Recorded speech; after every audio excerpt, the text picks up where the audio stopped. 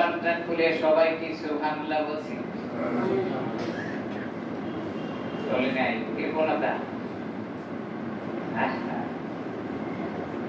বান্দার প্রতি আল্লাহ যখন বলে আমি খুশি হইয়া বান্দারে মাফ করে দিব, এই সাক্ষী কোনো মানুষ শোনার পরে জবান আর বন্ধ রাখতে পারে না। কি বলেন সুবহানাল্লাহ? আল্লাহ বলেন বান্দারে মাফ করে দিব, বান্দার মুখ খোলে না। আইরে কৃপণ। বান্দা যখন বলে লা শারীকের সাক্ষী, পৃথিবীতে আর কোন ইলাহ মানি না, আর কোন সত্তা মানি না, আল্লাহ ছাড়া আমার আর কেউ নাই।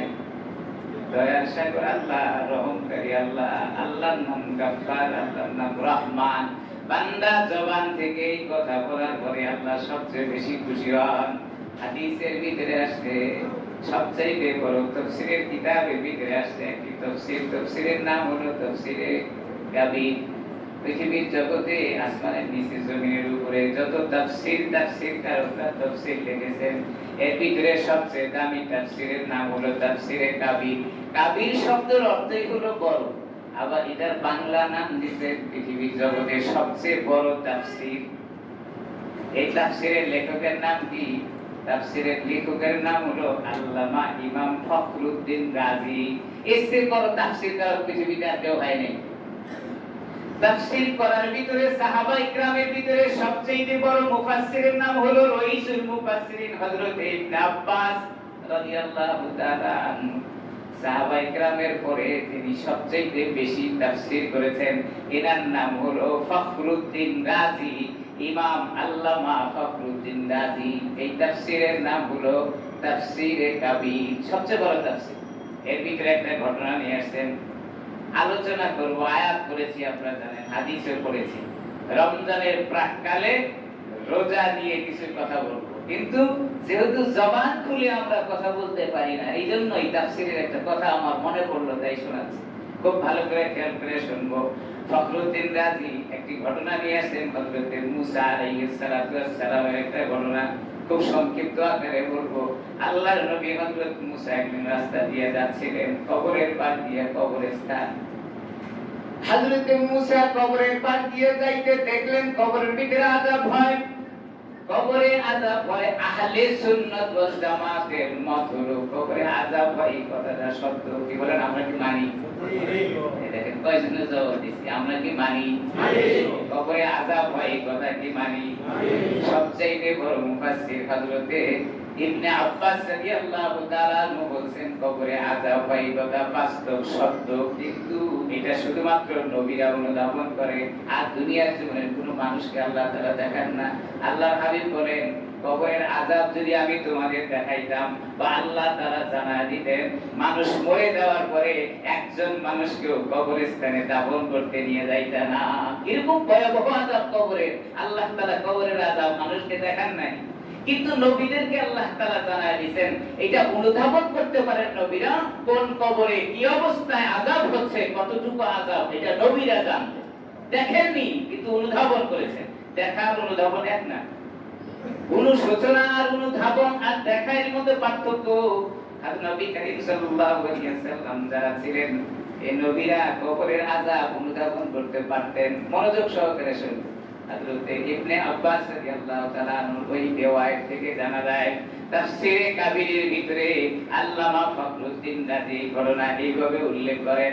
হযরত মুসা কবরের আযাবটা অনুধাবন করতে পারলেন, কবরের পাশ দিয়ে চলে গেলেন। কিছু সময় পরে তার কাজকর্ম শেষ করে আবার ওই কবরের পাশ দিয়ে তিনি ফিরে আসলেন।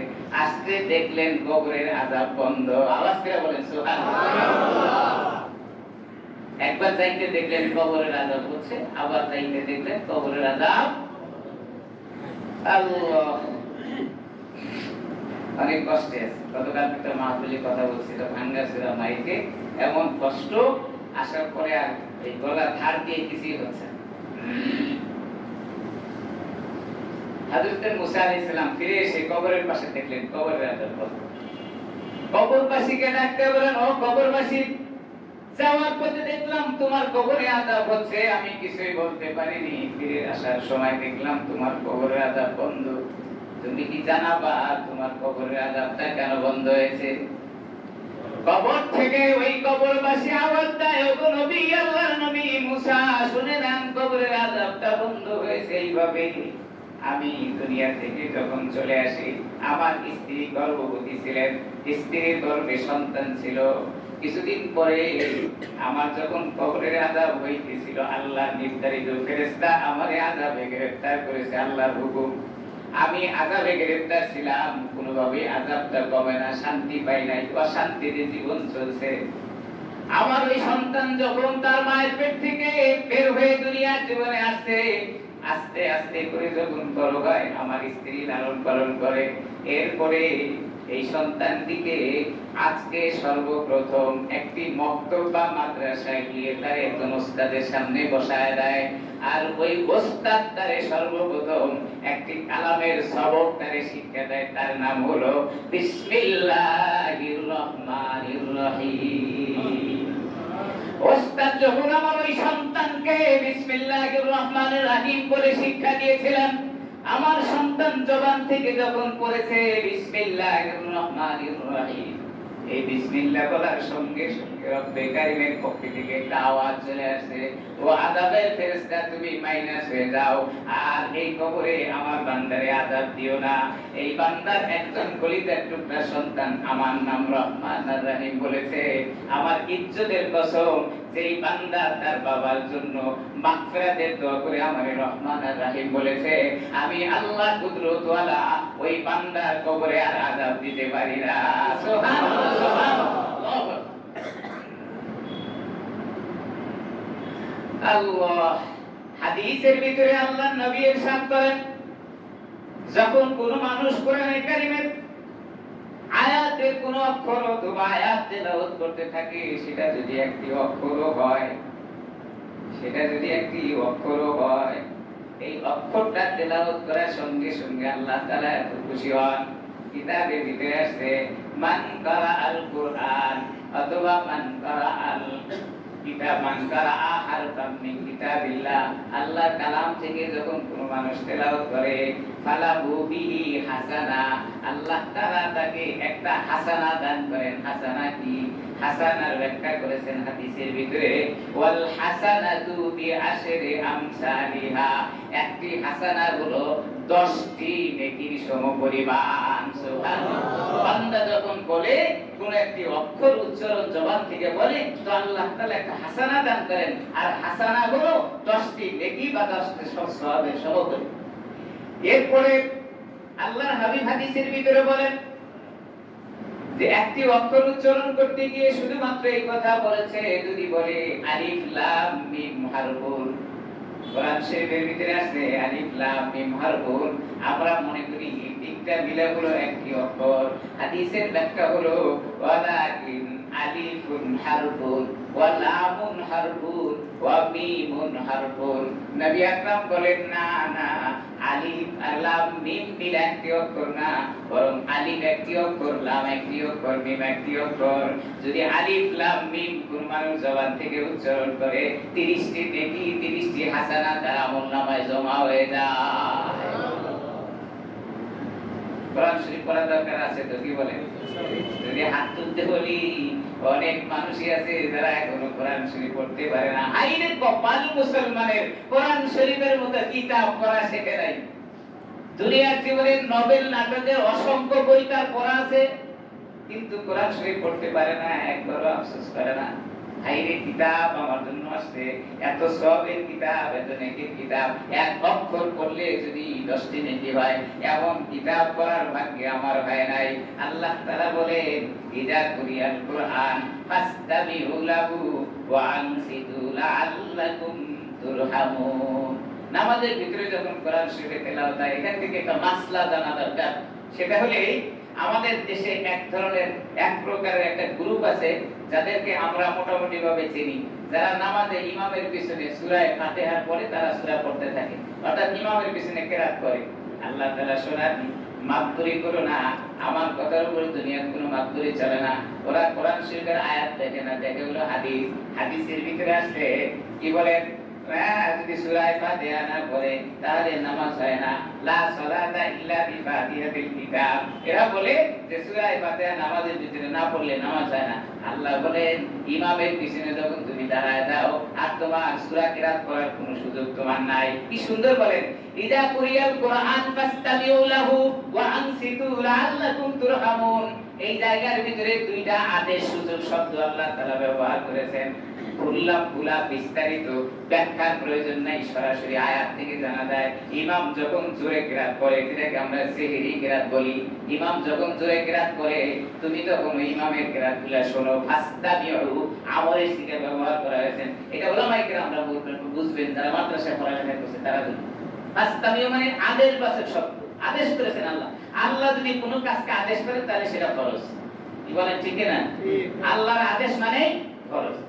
ইমাম যখন জিহরি কিরাত পড়ে তুমি তখন চুপ করে শোনো। ফাসতামিউ, সুন্দর পেছে আল্লাহ। আপনার প্রশ্ন আসতে পারে, হুজুর ইমাম যখন আস্তে আস্তে পড়ে তখন তো আমি শুনি না, এখন কি করব? এখন তো আমি পড়তে পারি। আপনার মাত্তরি করার সুযোগ নাই। আল্লাহ এটাকে প্রকাশ করে দিয়েছেন, কি বলে, ওয়া আনসিতু, বেটা ইমাম যখন আস্তে কিরাত করে তুই চুপ করে থাক। নির্দেশ কার? আস্তে বলে নির্দেশ কার? আল্লাহ। আল্লাহ কইছে ইমাম জোরে পড়লে তুমি শোনো, আর ইমাম যখন আস্তে পড়ে তো আমি তখন তুমি চুপ থাকো। ওই বেটা মাত্তরি কয় ইমাম সাহেবের কিরাত তো শোনা যায় না, এখন আমি পড়তে পারি। বেটা তুই আল্লাহর চেয়ে বেশি কত?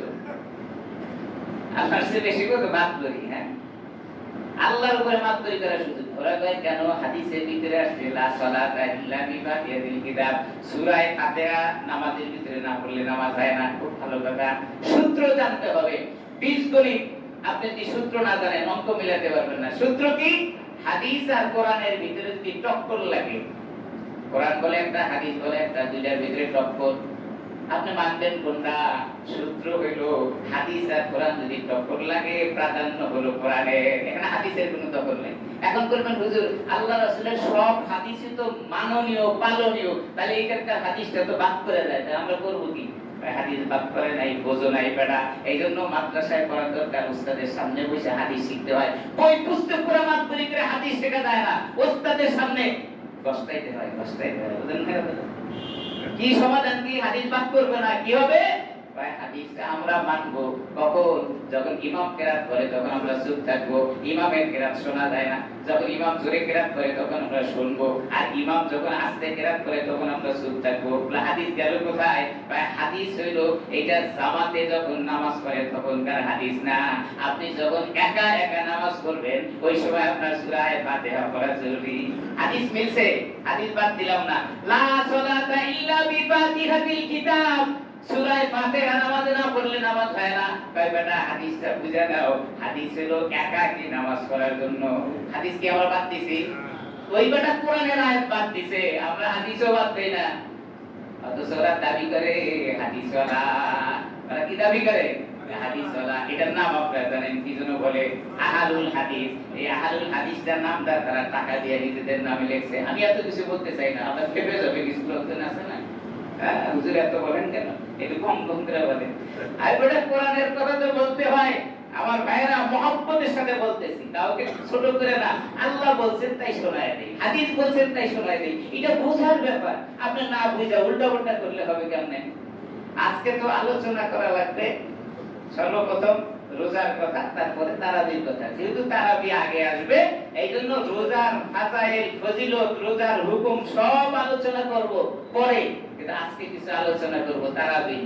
তারপরেও যেহেতু রমজান মাসের শুরুতেই রোজার কথা বলে দিতে হয়, এইজন্য রোজার সংক্ষিপ্ত কিছু কথা বলবো। আল্লাহ তাআলা বলেন ইয়া আইয়ুহাল্লাযীনা আমানু কুতিবা আলাইকুমুস সিয়াম কামা কুতিবা আলাল্লাযীনা মিন ক্বাবলিকুম লাআল্লাকুম তাত্তাকুন। হে ঈমানদাররা, তোমাদের জন্য রোজা ফরজ করা হয়েছে যেমনটি তোমাদের আগের যুগের মানুষের জন্য রোজা ফরজ করা হয়েছিল। রোজা কেন ফরজ করতে? লাআল্লাকুম তাত্তাকুন, রোজা রাখার পরে তোমরা মুত্তাকি হয়ে যাবে। কি বলেন? আমরা কি মুত্তাকি হইতে চাই? তাহলে রোজা রাখবো না, কি বলেন? রোজা না রেখেই মুত্তাকি আছে না? এই রমজান মাস আসছে, দেখবেন কত মানুষের যে গ্যাসে ধরবে। আল্লাহ, গ্যাসের কারণে রোজা রাখতে পারি না। ডাক্তারের পরামর্শ হলো না খাইয়া থাকলে গ্যাস কম হয়।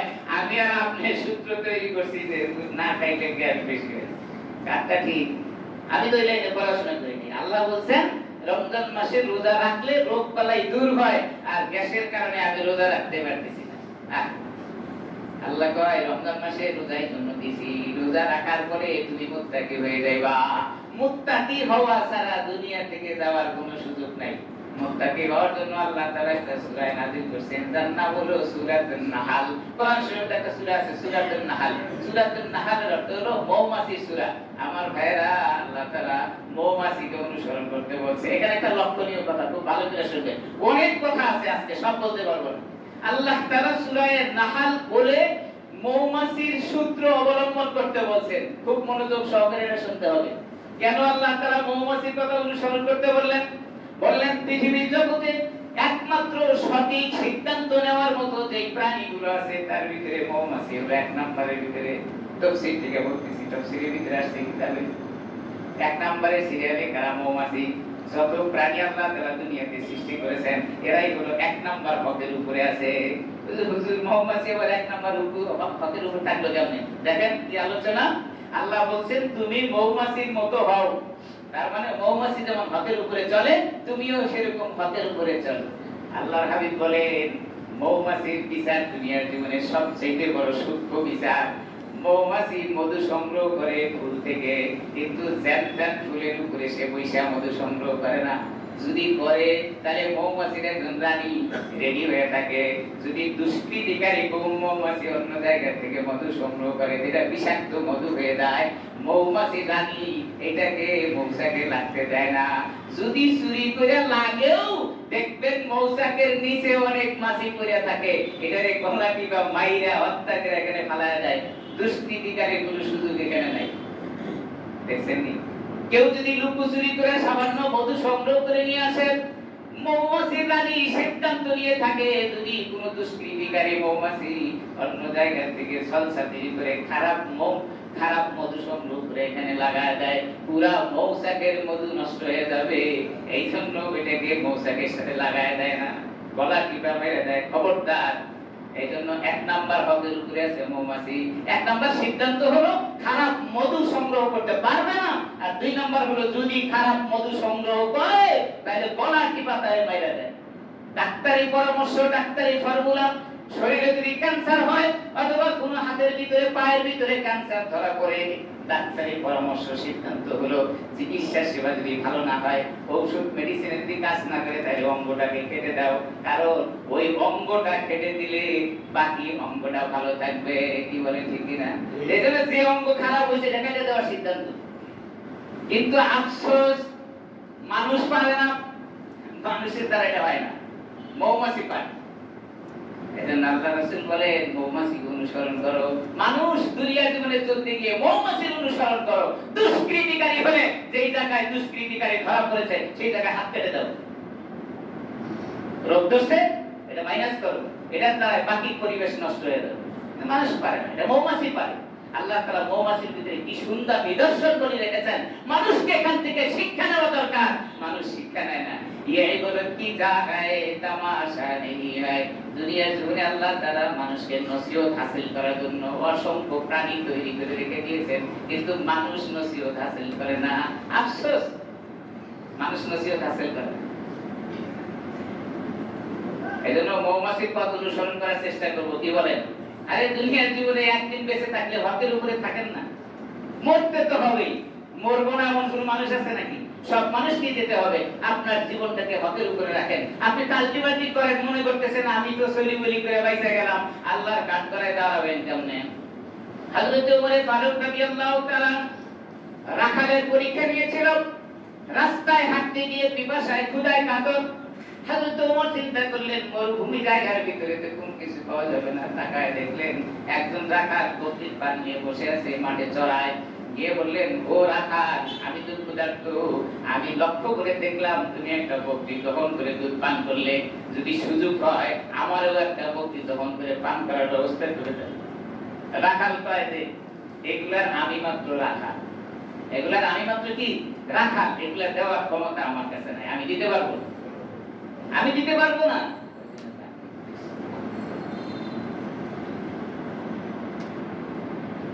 হযরত ওমর চিন্তা করলেন যে বাপ রে বাপ, রাখাল ভাই, আমি মালিকের গোলাম চাকর, আমার দেওয়ার কোনো ক্ষমতা নাই। আমি যে দুধ দহন করে খাইলাম এটাও বেতন থেকে কাটা পাই, অর্থাৎ এটাও বেতনের ভিতরে, কাজে আমি তোমাকে দিতে পারবো না। হযরত ওমর চিন্তা করলেন এটা কি আমারে ধোঁকা দেয় নাকি বাস্তব, এটা পরীক্ষা করা দরকার। হযরত ওমর ডাকতে বললেন, রাখাল তুমি একটা কাজ করো, এই বকরির পাল থেকে একটা বকরি আমার কাছে বিক্রি করে দাও। একটা বিক্রি আমার একটা বকরি আমার কাছে কি করো, বিক্রি করে দাও। তোমার মালিক যদি জিজ্ঞাসা করে তুমি বলবে মরুভূমির ভিতরে একটি বকরি বাঘে নিয়ে গেছে, আমি ঠেকাইতে পারি নাই। রাখাল বলে, হ্যাঁ আমি আমার মালিকের বিশ্বস্ত একজন চাকর, আমি যদি আমার মালিককে বলি বকরি বাঘে নিয়ে গেছে, একটা না যদি 10টার কথা বলি আমার মালিক বিশ্বাস করবে, কারণ আমি কোনোদিন বিশ্বাসঘাতকতা করি নাই। কি বলেন, মানুষ বিশ্বাসঘাতকতা করে না? হ্যাঁ, কি সুন্দর বাড়ির চাকর রাখছেন, বিশ্বাস করে সব ছেড়ে দিচ্ছেন। রাখাল বলে, আমি বিশ্বাসঘাতকতা করি নাই। আমার মালিককে যদি আমি বলি 10টা বকরি বাঘে খেয়েছে, আমার মালিক বিশ্বাস করবে যে আমার রাখাল কোনোদিন মিথ্যা বলে নাই, আমার রাখাল সলসাতুরি করে না। এজন্য আমি তো এই কথা আমার মালিককে বললে বিশ্বাস করবে, কিন্তু ও পতি ও মুসাফির, ওই রবকে আমি কিভাবে বলবো? আমারে যদি জিজ্ঞাসা করে হাসরের ময়দানে, ও রাখাল তুমি তোমার মালিকের বকরি কি করেছিলে, আমি কি জবাব দিব? তখন আমি কি জবাব দিব? আল্লাহ। হযরত ওমর বলেন, ক্ষুধার্ত থাকি পড়ে যায় অসুবিধা নাই, কিন্তু আমার রাজ্যের ভিতরে একজন রাখাল এমন হকের উপরে আছে, আমি আত্মতৃপ্তি পাইলাম যে আমার শাসন আমলে একজন রাখালও দুর্নীতি করতে পারে না। সুবহানাল্লাহ, সুবহানাল্লাহ। এখন তো দুর্নীতির আর শেষ নাই, রন্দে রন্দে দুর্নীতি। আমি মাঝে মধ্যে বলে থাকি, দুর্নীতি ঠেকানোর জন্য দুর্নীতি কমিশন তৈরি করে, দুর্নীতি কমিশন। বাদশার ইচ্ছা হয়েছে পিওর দুধ খাবে, মনে হয়েছে গাভীর থেকে দুধ দহন করে নিয়ে আসবে, এটা খাবো।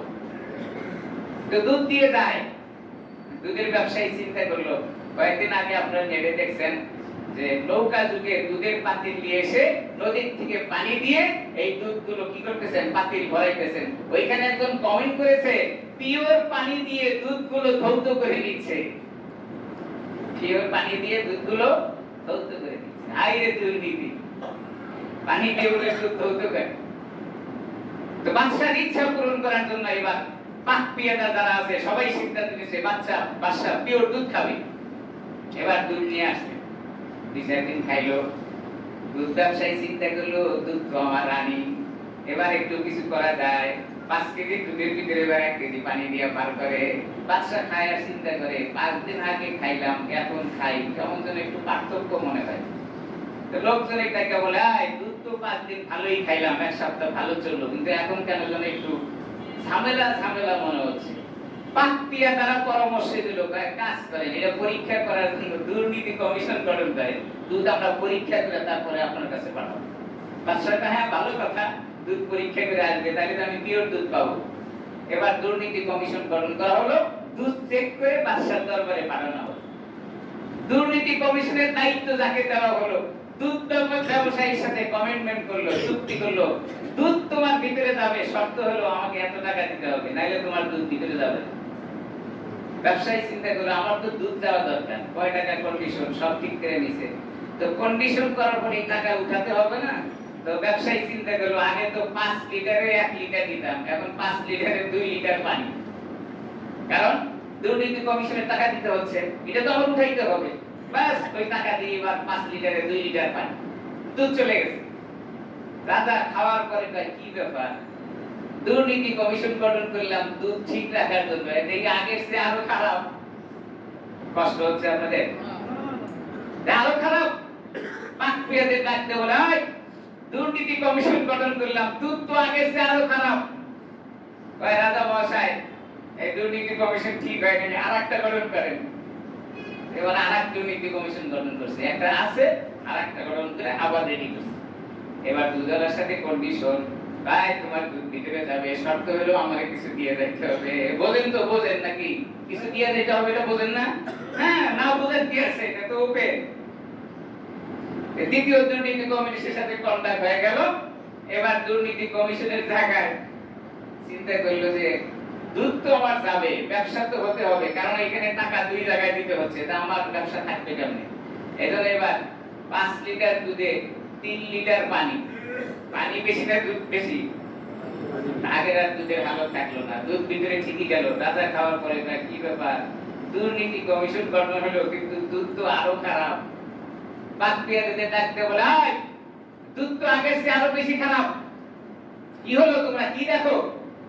সবাই পরামর্শ দিয়ে কয়, স্যার দুর্নীতি কমিশন আরেকটা গঠন করা হবে, যারা করতেছে এরা মনে হয় ঠিক নাই, আরেকটা গঠন করলো, এখন কি হবে বুঝে নেন। আছে আর দুধ, তাহলে পিওর দুধ খাইতে গিয়ে দুর্নীতি কমিশন গঠন করলো, দুর্নীতি কমিশনাররাই দুর্নীতিরা সব ফাইনাল, আসল দুধ আর খাওয়ার সুযোগ। এইগুলো আমাদের দেশে হালত, জনগণের হালত। বাঁচবো কি করে? এই যে রমজান মাস আসছে, দেখবেন সারা দুনিয়াতে রমজান মাসে সকল পণ্যের দাম কমায় দেয়, একমাত্র শুধুমাত্র আমার সোনার বাংলাদেশে রমজান মাসে সকল জিনিসের দাম বাড়ায় দেয়। সব জিনিসের দাম দেখবেন বেড়ে গেছে। আমি কি ভুল বলতেছি না? রমজান মাসে সব জিনিসের দাম বেড়ে গেছে। আচ্ছা, রমজান মাসে সহজ করার কথা ছিল, আর আমাদের দেশে এই হালত। দুর্নীতি কমিশন গঠন করবেন, সব এইভাবে চলতে থাকে। আমার ভাইরা কি বলছিলাম, রমজান মাসের জন্য সবচেয়ে বড় গুরুত্বপূর্ণ বিষয় হলো রোজার ফজিলত ফাজাইল আমরা জানতে পারি। রমজান মাসের হালত হলো এমন, এই যে রমজান মাসের আমলের বরকত হবে এমন, অন্য মাসে একটা ফরজ আদায় করলে আর রমজান মাসে একটা নফল আদায় করলে, রমজান মাসের একটা নফল অন্য মাসের একটা ফরজের সমপরিমাণ সব আমলনামায় জমা হয়ে যায়। এই হলো রমজানের বরকত। রোজা ফরজ হয়েছে, আমরা ছোটবেলা থেকে জানি রোজা ফরজ হয়েছে, কিন্তু রোজা ফরজ হওয়ার দলিল আদিল্লা আমরা জানি না। কোন আয়াতে দ্বারা আল্লাহ তাআলা এই রোজাকে ফরজ করেছেন এটা আমাদের জানা কম। রোজা ফরজ হওয়ার ব্যাপারে 4টি স্তরে ফরজ করা হয়েছে। এক নাম্বার হলো আল্লাহ তাআলা কোরআনের আয়াত সরাসরি নাযিল করেছেন রোজা ফরজ হওয়ার ব্যাপারে। 2 নাম্বার হলো রাসূল আকরাম সাল্লাল্লাহু আলাইহি সাল্লামের স্পষ্ট হাদিসের দ্বারায় প্রমাণিত রোজা ফরজ। 3 নাম্বার হলো ইজমার দ্বারায় প্রমাণিত রোজা ফরজ। 4 নাম্বার হলো কিয়াসের দ্বারায় প্রমাণিত রোজা ফরজ। চারোটাই শরীয়তের দলিল, কোরআন, হাদিস, ইজমা, কিয়াস, চারোটা জিনিসের দ্বারাই রোজা ফরজ হয়েছে, এটা প্রমাণিত। আপনি কোরআন শরীফ মানেন, হাদিস মানেন না, তাহলে আপনি ঠিক নাই। আপনি কোরআন হাদিস দুইটা মানেন, ইজমা মানেন না, তারপরেও আপনি ঠিক নাই। আপনি কোরআন হাদিস ইজমা মানেন, কিয়াস মানেন না, ইসলামের পূর্ণাঙ্গতা আপনার কাছে নাই। তাহলে কোরআন যেমন মানতে হবে, হাদিসও তেমন মানতে হবে, ইজমাও তেমন মানতে হবে, কিয়াসটাও ফরজের মধ্যেই গণ্য, সেটাও আপনাকে মানতে হবে। আসি কোরআন শরীফের ভিতরে আল্লাহ তাআলা স্পষ্ট আয়াতের দ্বারা রোজাকে ফরজ করেছেন। সূরাতুল বাকারা 183 নম্বর আয়াত, যা আমি প্রথমে তেলাওয়াত করেছি। আল্লাহ তাআলা বলেন, কুতিবা আলাইকুমুস সিয়ামু কামা কুতিবা আলাল্লাযীনা মিন ক্বাবলিকুম লাআল্লাকুম তাত্তাকুন। আল্লাহ বলেন, রোজা তোমাদের জন্য ফরজ করেছি যেমনকি আগের যুগের মানুষের জন্য রোজা ফরজ করা হয়েছিল। আগের যুগের মানুষের তুলনা আল্লাহ তাআলা কেন করলেন? আল্লাহ এমনি আমাদেরকে বললেই হতো যে তোমাদের জন্য রোজা ফরজ। কারণ কিছু লোকজন আছে রক্তটা একটু বাঁকা, আমি কোন জমায় বলেছিলাম হাতটা একটু মোটা, এই মাথা একটু মোটা, এদের সব সময় মাথার ভিতরে বিগ বিগায় আল্লাহর স্পষ্ট আয়াত থাকার পরেও এরা সেখানে খুঁত তালাশ করে কোন ফাঁক ফুকার পাওয়া যায় কিনা। এটা আল্লাহ তাআলা জানেন, এইজন্য স্পষ্ট ভাষায় জানায় দেন আগের যুগের মানুষের রোজা ফরজ ছিল, তোমাদের উপরেও ফরজ করে দিয়েছি। শুধু তোমাদের জন্য না, আগের যুগের মানুষেরাও রোজা রেখেছেন। তবে হ্যাঁ, আগের যুগের রোজা আর আমাদের যুগের রোজার মধ্যে পার্থক্য আছে। কি? আগের যুগের নবীদের রোজার ব্যাপারে বিভিন্ন মত আসছে। এক নবী রোজা রেখেছিলেন তার উম্মতের জন্য 40টা, 30টা ছিল হযরত মুসা আলাইহিস সালামের উম্মতের। পরে হযরত মুসা আলাইহিস সালাম যখন তুর পাহাড়ে গেছেন, আল্লাহ তাআলা তার উপরে আরো 10টা রোজাকে জরুরি দিয়া 40টা রোজা তার জন্য বাতিল করেছিলেন। কোন কোন নবীর উম্মতরা একটা রোজা রেখেছেন, কেউ কেউ দুইটা রেখেছেন। পূর্ণাঙ্গ 1 মাস রোজা রাখার বিধান শুধুমাত্র আমাদের নবীর উম্মতদের জন্য আল্লাহ তাআলা দিয়েছেন। এটা হলো কোরআনে কারীমের স্পষ্ট আয়াতের দ্বারা প্রমাণিত রোজা ফরজ। 2 নাম্বার হাদিসের দ্বারা রোজা ফরজ।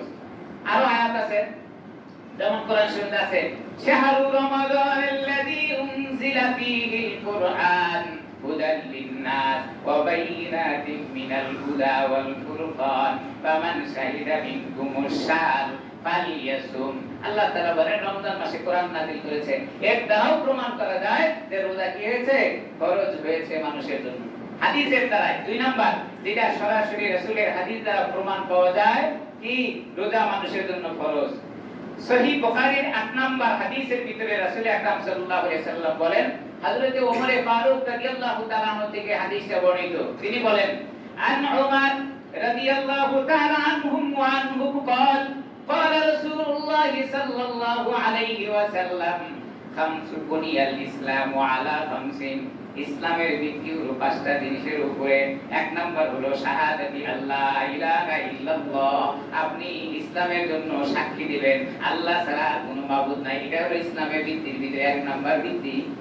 1 নাম্বার ভিত্তি কি আল্লাহ তাআলাকে সাক্ষী দেওয়া, আল্লাহ ছাড়া কোনো ইলাহ নাই। 2 নাম্বার হলো আন্না মুহাম্মাদুর রাসূলুল্লাহ, আল্লাহর হাবিবকে আল্লাহর নবী মনে করা, রাসূল মনে করা, এটা হলো 2 নাম্বার প্রমাণ, 2 নাম্বার সাক্ষী, 2 নাম্বার ভিত্তি। 3 নাম্বার হলো ওয়া ইতাইজ যাকাত, যদি মাল থাকে তাহলে যাকাত প্রদান করা। 4 নাম্বার হলো ওয়াল হাজ্জা, হজ করা মাল থাকলে। 5 নাম্বার হলো ওয়াস সাউমি রমাদান, রমজান মাস আসলে রমজানের রোজাগুলো যথাযথভাবে আদায় করা। এই ইসলামের ভিত্তি হলো 5টি জিনিসের উপরে, তার মধ্যে 5 নাম্বার ভিত্তিটা হলো রোজা। হাদিসের দ্বারা পাওয়া গেল, হাদিসের স্পষ্ট ভাষার দ্বারা জানা গেল রোজা ফরজ হওয়ার ব্যাপারে। 3 নাম্বার হলো ইজমা। ইজমা হলো যেই সময়ে যেই কালে হাদিস এবং কোরআনের সরাসরি কোনো হুকুম পাওয়া যায় না, সেই যুগে উলামায়ে কেরামরা একত্রিত হয়ে কোন বিষয়ের উপরে সিদ্ধান্ত গ্রহণ করে, তার নাম হলো ইজমা। উলামায়ে কেরামরা ইজমা হয়েছেন, রোজার এটার দ্বারা প্রমাণ পাওয়া যায়। 4 নাম্বার হলো কিয়াস। 3 নাম্বার দলিল হলো ইজমা। ইন্নাল উম্মাতা আজমাআত আলা ফরিদাতি শাহরি রমাদান লা ইয়াজহাদুহা ইল্লা কাফির। শুধুমাত্র রোজা ফরজ করা হয়েছে মুমিন আর মুসলমানদের জন্য, কিন্তু কাফেরদের জন্য রোজা ফরজ না, কারণ তারা তো প্রথম নাম্বারটার ভিতরে নাই, ঈমান গ্রহণ করে নাই। ঈমান যদি গ্রহণ না করে তাহলে তার জন্য আল্লাহর কোনো হুকুম বাধ্যতামূলক নয়, কারণ প্রথম নাম্বারটা হলো ঈমান গ্রহণ করা। কাফেরদের জন্য রোজা কি নয়, ফরজ নয়। 4 নাম্বার রোজা যে ফরজ, এটা কিয়াসের দলিল আছে। কিয়াসের দলিল কি? রোজা ফরজ হওয়ার ব্যাপারে কিয়াস হলো, কিতাবের নাম হলো বাদায়াস সানায়া। কিতাবটা 2য় খণ্ডের 75 ও 76 নম্বর পৃষ্ঠায় বলা হয়েছে যে রমজান মাসের রোজা মানুষের জন্য ফরজ। লম্বা হাদিস, আন্নাস সাওমা ওয়াসিলাতুন ইলা শুকরিন নাবি ইয হুয়া কাফুন নাফসি আনাল আকলি ওয়াশ শুরবি ওয়াল জিমাই ওয়া ইন্নাহা মিন আযালিন নাঈম ওয়া আলাহা। রমজান মাসের রোজাটা ফরজ হওয়ার পরে হালাল বস্তুরাও তার জন্য হারাম হয় দিনের বেলায়। আমরা জানি বিবাহ শাদী করার পরে স্ত্রী তার জন্য হালাল, কিন্তু রমজান মাসে আল্লাহ তাআলা দিনের বেলায় স্ত্রীর সাথে সহবাস থেকে হারাম করে দিয়েছেন, অথচ হালাল ছিল। তাই রোজা যেহেতু বিরত থাকার নাম, দিনের বেলায় হালাল জিনিস থেকেও দূরে সরে যাওয়া, এটা কিয়াসের দলিল যে রোজা ফরজ হয়েছে এই কারণে। তাহলে রোজা ফরজ হওয়ার দলিলগুলো আমরা পাইলাম, রোজা কি কারণে ফরজ হয়েছে। লম্বা আলোচনা হয়ে যাচ্ছে, রোজার বিষয়ে আরো আলোচনা করব। তবে রোজার মধ্যে তারাবি যেহেতু শুরুতে আসে, এজন্য তারাবি সম্পর্কে আমাদের একটা ধারণা থাকা দরকার। রোজার ফাজাইল ফজিলত নিয়ে ইনশাআল্লাহ পরবর্তীতে আরো কথা বলবো, আল্লাহ তাআলা যদি তৌফিক দান করেন। রমজান মাসের গুরুত্বপূর্ণ একটি আমল হলো তারাবি। তারাবি আরবি শব্দ, যেটা তারবিহুল শব্দ থেকে বের করা হয়েছে। তারাবিহ শব্দটা হলো তারবিহুল শব্দ। তারবিহুল শব্দের অর্থ হলো বিশ্রাম করা, আরাম করা, একটু থামা, দেরি করা। তারবিহুল শব্দটা বহু বচন হিসেবে ব্যবহার করা হয়। তারাবিকে বিশ্রাম করা, থামা, বাধা দেওয়া, দেরি করা, এগুলোর অর্থ কেন হলো? আগের যুগের আসলাফগণ, সালফে সালিহিনগণ যারা তারাবি নামাজ আদায় করেছেন, লম্বা ইবাদত হওয়ার কারণে 2 রাকাত বা 4 রাকাত করে একটু সময় দেরি করতেন, আরাম করতেন, এরপরে আবার শুরু করতেন। এজন্য এটাকে তারবিহ শব্দ দিয়ে ব্যবহার করা হয়েছে, তারাবি। তারাবির ব্যাপারে হাদিসের ভিতরে আছে কাউলুহু তারাবি জামউ তারবিহাতুন সুম্মিয়াত আরবাতু বিহারিল ইস্তিরাহাতি বাদাহা। 2 রাকাত অথবা 4 রাকাতের পরে একটু সময় বসে থেকে আরাম করে আবার নতুন করে শুরু করার নাম হলো তারাবি। আমরা 2 রাকাত বা 4 রাকাতের মধ্যে একটু বসে থাকি, বসে একটা দোয়াও করি। এই দোয়া হাদিসের কোন জায়গাতে পাই নাই আমি। এটা বানানোর একটা বিষয় দোয়া। হ্যাঁ, এমনিতে কেউ তেলাওয়াত করে পড়ে অথবা আরাম করে সুবহানাল্লাহ আলহামদুলিল্লাহ পড়ে, কোনো অসুবিধা নাই। তবে তারাবির মধ্যে 4 রাকাতের পরে যেই দোয়াটা আমরা পড়ি, এই দোয়াটা পড়তেই হবে, এটা বাধ্যতামূলক নয়। দোয়া যদি আপনি মনে করেন যে হ্যাঁ আমি বসে আছি পড়ব, পড়তে পারেন, কিন্তু হাদিসের কোনো অংশে এই দোয়ার আলোচনা পাওয়া যায় না। আপনি এখানে বসে সুবহানাল্লাহ আলহামদুলিল্লাহ পড়তে পারেন, অসুবিধা নেই। এখন তারাবি যে আমরা পড়ব, তারাবির ইতিহাস কি? তারাবির ইতিহাস হলো তারাবি নামাজ সর্বপ্রথম রাসূল আকরাম সাল্লাল্লাহু আলাইহি ওয়াসাল্লাম নিজে পড়েছেন। তারাবি হুজুর পড়েছেন। ইতিহাস হলো এমন, রাসূল আকরাম সাল্লাল্লাহু আলাইহি ওয়াসাল্লাম রমজান মাসে তারাবি পড়েছেন। হাদিসের ভাষায় পাওয়া যায় 3 দিন হুজুর জামাতের সাথে তারাবি আদায় করেছেন। কয়দিন? এখন তো আপনারা বলবেন যে হুজুর তাইলে আমরা এত পড়ি কেন? 3 দিন পড়লেই তো হয়। দেখেন কেন রাসূল 3 দিন পড়ছেন। প্রথম দিন যখন তারাবিতে হুজুর অংশগ্রহণ করেছেন, তখন দেখা গেল কিছু সংখ্যক সাহাবায়ে কেরাম এসে হুজুরের সঙ্গে তারাবিতে শরীক হলেন। তারাবি শেষ হয়ে গেল, দ্বিতীয় দিন হুজুর আবার তারাবিতে অংশগ্রহণ করলেন। দ্বিতীয় দিন দেখা গেল লোকজন এত চাপ, মসজিদে আর জায়গা হয় না। যেমন আমাদের এখানেও হয়, দেখবেন প্রথম 2-3 দিন ইমাম সাহেবেরও নামার জায়গা নেই, ধাক্কায় গুতায় কোনো রকম করে আসা যায়। এরপরে 3 দিন 4 দিন পার হয়ে যাওয়ার পরে এরা কোথায় যেন হারিয়ে যায়। আবার এই বক্তা দিদিরা খোঁজা লাগে না, আবার এরা জড়ো হয় এক সময়, সেটা হলো রমজানের 27 তারিখ আসলে ওই দিন দেখবেন মসজিদে আর জায়গা হয় না, মাঝখানে ফাঁকা। মাঝখানে কি fill in the blank, dot dot দেওয়া আছে, কি জন্য হয় এদের, হারিয়ে যায়, আবার 27 তারিখে আসে। আমার ভাইরা, তাহলে তারাবি নামাজ রাসূল 3 দিন জামাতের সাথে করেছেন। দ্বিতীয় দিনে যখন দেখলেন এত মানুষজনের চাপ, মসজিদে জায়গা হয় না, হুজুর চিন্তায় পড়ে গেলেন কি ব্যাপার, তারাবিতে এত লোকের চাপ, এটা কি তারা কি ফরজ মনে করতেছে কিনা। তৃতীয় দিন আবার গেলেন, জামাতে শরীক হলেন। তৃতীয় দিনের অবস্থা ছিল এরকম যে অন্য কোন নামাজের ব্যাপারে এত গুরুত্ব মানুষ দিচ্ছে না, তারাবির ব্যাপারে যত গুরুত্ব দিচ্ছেন। চতুর্থ দিনে রাসূল আর ঘর থেকে বের হন নাই, লোকজন সব এসে মসজিদে বসে আছে, রাসূল আর বের হয় না। কি ব্যাপার? হযরতে ওমর ফারুক রাদিয়াল্লাহু তাআলা আনহু, কেউ বলেন হযরতে আবু বকর সিদ্দিক রাদিয়াল্লাহু তাআলা আনহুর ইমামতিতে তারাবি হয়ে গেল। এরপরে সকালবেলা হুজুর যখন আসলেন, সবাই জিজ্ঞেস করলো হুজুর আমরা তো বসেছিলাম, আপনি আসলেন না কেন? ভাই আমি যে আসলাম না, তোমাদের মনের ভিতরে যে কথাটা, এই কথাই আমাকে আশায় বাধা দিছে।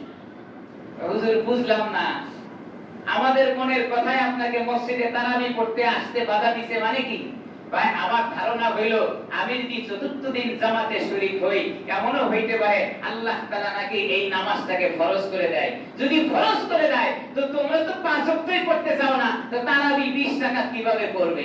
এইজন্য আমি আর জামাতে শরীক হই না।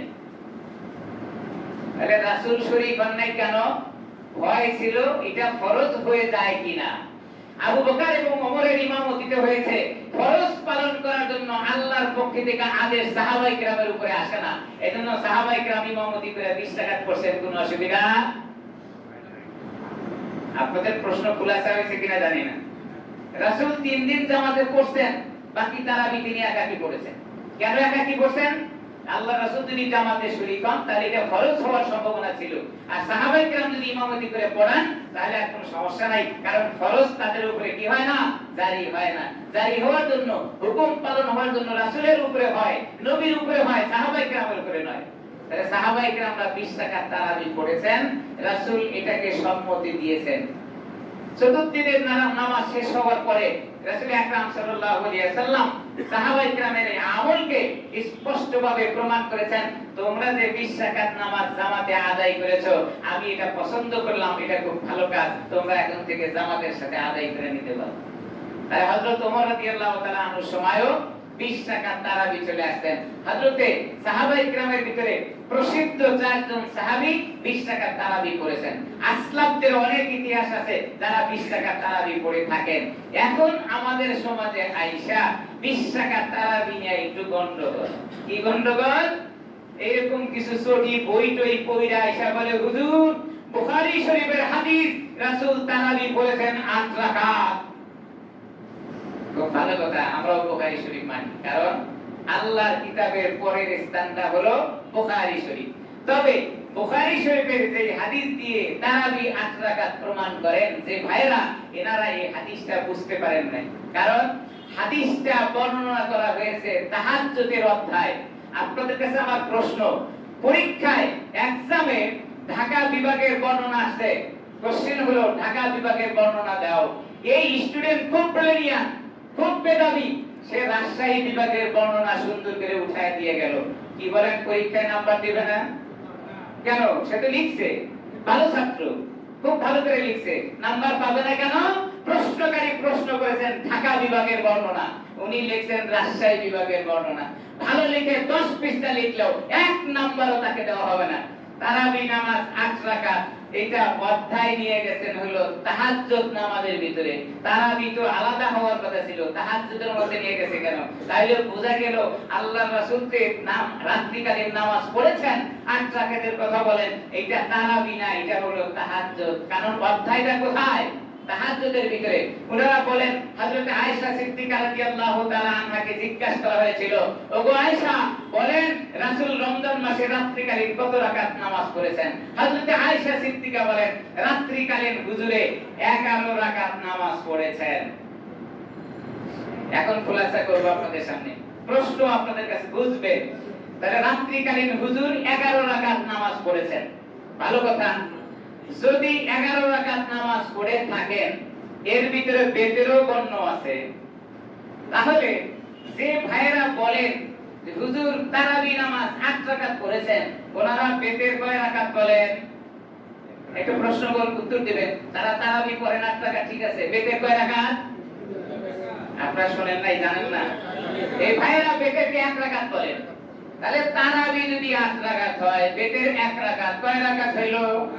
অঙ্ক আপনারা মিলান, আমি শুধু বললাম, আপনারা মিলায় নেন। তারাবি 8 রাকাত, বেতের 1 রাকাত, তাহলে হলো 9 রাকাত। যে ভাইরা তারাবি 8 রাকাত বলেন, হুজুরের কাছ থেকে পাওয়া যায় হযরত আয়েশার হাদিস, রাত্রিকালীন হুজুরে 11 রাকাত নামাজ পড়লেন, আর 2 রাকাত গেল কোথায়? এখন ঘুরে আসেন, আমরা বলি তারাবি 8 রাকাত আপনারা মানছেন, ঠিক আছে, কিন্তু তাহাজ্জুদ তাহলে আপনারা বেতের নামাজ তাহলে 3 রাকাত মানেন, তাহলে তো হাদিস সমাধান হয়ে যায়, আপনাদের সাথে আর ঝগড়া থাকে না। তাহাজ্জুদকে তারাবির মধ্যে নিয়ে গেছেন, ভালো কথা, অসুবিধা নাই। আমরা তারাবি 8 রাকাত মেনে নিলাম, বেতের 3 রাকাত মেনে নেন। তাহলে রাসূল আকরাম সাল্লাল্লাহু আলাইহি সাল্লাম রাত্রিকালীন 11 রাকাত নামাজ পড়ছেন, খুললাম খোলা, খালাস, মিলে গেল। 8 রাকাত তারাবি আর 3 রাকাত বেতে, ঠিক আছে না? 11 রাকাত। তা মানে না, ওনারা বলেন না, বেতের তো 1 রাকাত। যদি বেতের 1 রাকাত হয়, হযরত আয়েশা সিদ্দিকার হাদিস জানা কোথায়? তিনি বলেছেন রাত্রিকালীন হুজুর 11 রাকাত নামাজ পড়েছেন। তাহলে তাহাজ্জুদের নামাজে আপনারা তারাবি মনে করে 8 রাকাত তারাবি বলেন, বেতের কেন 1 রাকাত বলেন? বেতের কেন 1 রাকাত? বেতের 3 রাকাত করেন। আমরা বলি এই হাদিসটা তাহাজ্জুদের অধ্যায় নিয়ে আসেন, তার মানে হুজুর রমজান মাসে তাহাজ্জুদের সময় 8 রাকাত নামাজ পড়েছেন এবং রমজান মাসে বেশি সময়ে তাহাজ্জুদের সময় বেতের আদায় করেছেন। এই মোট 11 রাকাত নামাজ হুজুর রমজান মাসে রাত্রিতে আমল করেছেন। আর এটা ছিল কখন? এটা হলো শেষ রাতের দিকে হুজুর পড়েছেন। আর তারাবি নামাজ হয় ঈশার নামাজের পরে। তো আপনারা শেষ রাতের নামাজটাকে তারাবি কিভাবে মনে করে নেন? ঈশার নামাজ পড়ে মানুষ ঘুমায় গেল, তারাবি পড়বে কখন? 8 রাকাতই মেনে নিলাম। তারাবি পড়ার সুযোগ কোথায়? রমজান মাসে রোজা রাখার পরে শরীর তো এলায়া যায়, ঘুমায় গেলে আর তো উঠতে পারবে না, তারাবি পড়বে কখন? আমার ভাইরা, এটা হলো না পড়ার একটা বাহানা। তারাবি 20 রাকাত, তারাবি 20 রাকাত, তারাবি 20 রাকাত। মাসলা হলো এই, তারাবি নামাজ সুন্নতে মুআক্কাদা, সুন্নতে মুআক্কাদায়ে কিফায়া। ফরজ যেমন 2 প্রকার, সুন্নতের ভিতরে এরকম প্রকার আছে। এই তারাবি নামাজটা পড়া হলো সুন্নতে মুআক্কাদায়ে কিফায়া। তারাবি 20 রাকাত, এটা আপনাকে মানতে হবে। আপনি যতটুকু করেছেন এতটুকু সওয়াব পাবেন, বাকি করেন নাই সওয়াব থেকে মাহরুম হবেন। তবে তারাবি 8 রাকাত কখনোই বলা যাবে কোন মুসলমান তারাবি 8 রাকাত বলতে পারে না। আপনি পড়েছেন 8 রাকাত, 8 রাকাত সওয়াব পাবেন, কিন্তু আপনাকে সাক্ষী দিতে হবে, মানতে হবে তারাবি 20 রাকাত। তারাবি কয় রাকাত? 20 রাকাত। তারাবি কয় রাকাত? 20 রাকাত। আহলে সুন্নাত ওয়াল জামাতের মত আদর্শ হলো, যেহেতু নবী 20 রাকাত করেছেন, সাহাবায়ে কেরামের দ্বারাই প্রমাণিত, আসলাফের দ্বারাই প্রমাণিত, তারাবি 20 রাকাত, তারাবি 20 রাকাত, তারাবি 20 রাকাত, তারাবি 8 রাকাত নয়। খুব ভালো করে খেয়াল করব, 8 রাকাত করেছেন তো 8 রাকাতের সওয়াব পাবেন। তারাবি কয় রাকাত? 20 রাকাত। সময় পেয়েছেন 12 রাকাত পড়ার, 12 রাকাতের সওয়াব পাবেন। সময় পেয়েছেন 6 রাকাত পড়ার, আপনি 6 রাকাতের সওয়াব পাবেন। সময় পেয়েছেন 14 রাকাত পড়ার, আপনি 14 রাকাতের সওয়াব পাবেন। কিন্তু তারাবি 20 রাকাত। তারাবি কয় রাকাত? 20 রাকাত। আপনাকে মানতে হবে তারাবি 20 রাকাত। আল্লাহ তাআলা আমাদের সকলকে বুঝে তারাবি 20 রাকাত নামাজ পড়ার তৌফিক দান করেন। তারাবি 20 রাকাত কেন করব? তারাবিতে কোরআন শরীফের তেলাওয়াত হয়। কোরআন শরীফ আমরা পড়তে পারি না। হাদিস শুনলাম কোরআন শরীফের একটি অক্ষর তেলাওয়াত করলে 10টা নেকি পাওয়া যায়। যদি কেউ তেলাওয়াত করে আমি শুনি, তেমনি আমিও 10টা নেকি পাবো। আর রমজানে প্রত্যেক নেকির মর্যাদা হলো 70।